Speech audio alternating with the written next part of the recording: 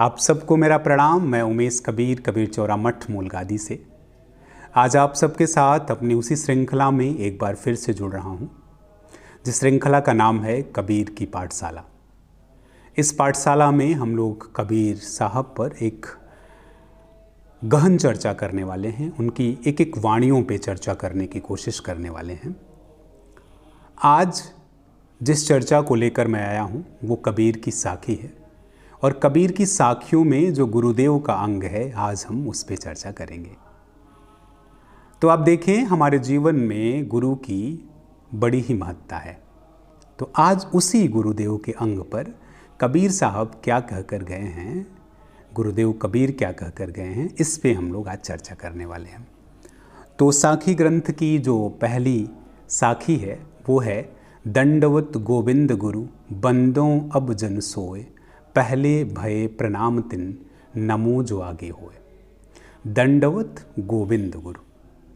सबसे पहले हम जब कभी भी किसी भी ऐसे शुभ कार्य की शुरुआत करते हैं तो सबसे पहले हम मंगलाचरण करते हैं, ईश्वर को याद करते हैं। इसमें भी वही किया गया। कबीर साहब ने अपनी साखी में सबसे पहले दंडवत गोविंद, फिर गुरु।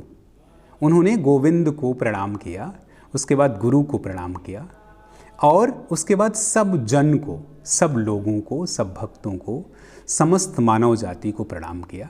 और प्रणाम इतना ही नहीं, जो वर्तमान में हैं उन्हें किया, जो आगे होंगे उनको भी किया, और जो नहीं हैं, जो बीत गए, जो इस दुनिया में नहीं है, उन सबको प्रणाम करते हैं। और फिर जो है अपने इस श्रृंखला, अपनी इस साखी की शुरुआत करते हैं। तो मैं भी कबीर साहब के माध्यम से, आप सबके माध्यम से उस परम सत्ता को, उन गुरुओं को प्रणाम करता हूँ और कबीर साहब की इस श्रृंखला में आगे बढ़ता हूँ। तो आप सब देखें कि हमारे जीवन में जो गुरु शब्द है वो अत्यंत ही महत्वपूर्ण शब्द है। महत्वपूर्ण क्यों है?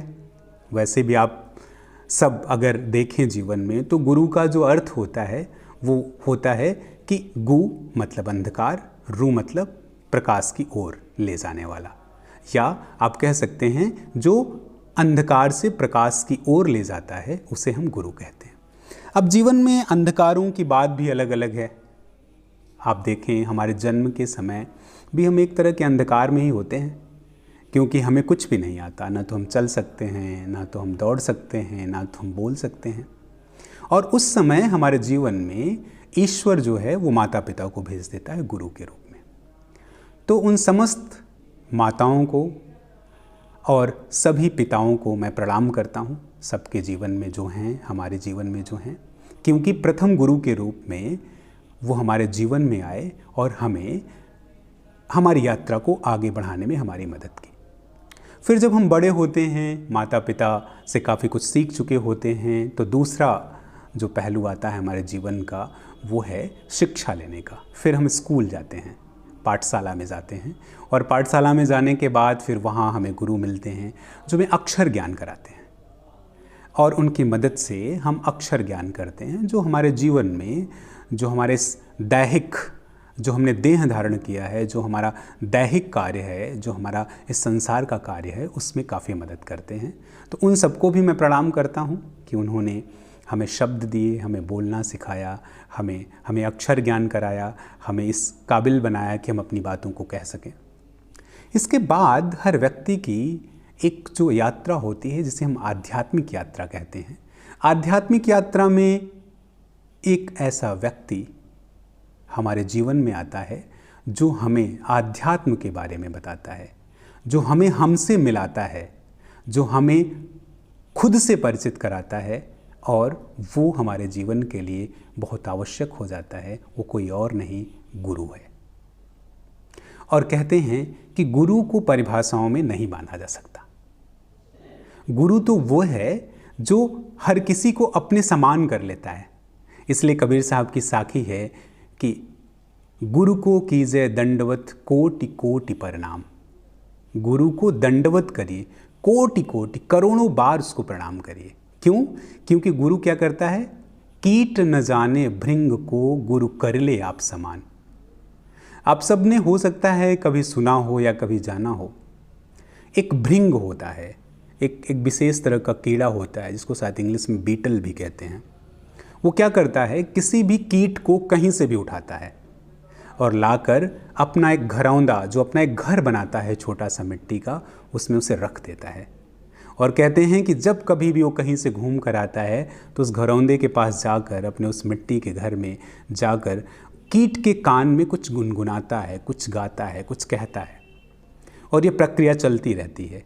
और एक दिन ऐसा होता है कि जब वो कीट विकसित हो जाता है, जब बड़ा होता है, तो वो भृंग बन जाता है। अब आप देखें, भृंग की क्या क्वालिटी है कि वो किसी भी कीट को क्या करता है, किसी भी कीट को वो क्या कर लेता है, अपनी तरह बना लेता है। ठीक इसी तरह से हमारे जीवन में जो गुरु होता है, गुरु किसी भी तरह का ज्ञान देना तो एक अलग बात है, ज्ञान तो देता ही है, वो किसी भी तरह से विभेद नहीं करता, किसी भी तरह का भेद नहीं करता और हम सबको अपनी तरह बना लेता है, अपने जैसा बना लेता है, जो वो खुद है वो बना देता है। इसलिए कहते हैं कि ऐसे गुरु को हमें बार बार दंडवत करना चाहिए, बार बार प्रणाम करना चाहिए। हालांकि जीवन में जब हम अपनी आध्यात्मिक यात्रा पर निकलते हैं तो कई बार डिफरेंट तरह की सिचुएशंस आती हैं, हमारे जीवन में बहुत सारी कॉम्प्लिकेशंस आती हैं। उन सारी कॉम्प्लिकेशंस में गुरु अलग अलग ढंग से हमारी मदद करता है। सिर्फ इसीलिए गुरुदेव कबीर ये कहते हैं कि हम ऐसे गुरु को बार बार प्रणाम करते हैं, बार बार नमन करते हैं। आज की इस कबीर की पाठशाला में यही एक साखी जो हम लोग बात किए, इस पे हम लोग मनन और चिंतन करेंगे और इस संसार में, समस्त ब्रह्मांड में उपस्थित उन समस्त गुरुओं को हम श्रद्धा सुमन अर्पित करेंगे और जीवन में बार बार, कोटि बार, करोड़ों बार उन्हें प्रणाम करेंगे। और अगली श्रृंखला में कबीर साहब की अगली साखी पे चर्चा होगी। धन्यवाद।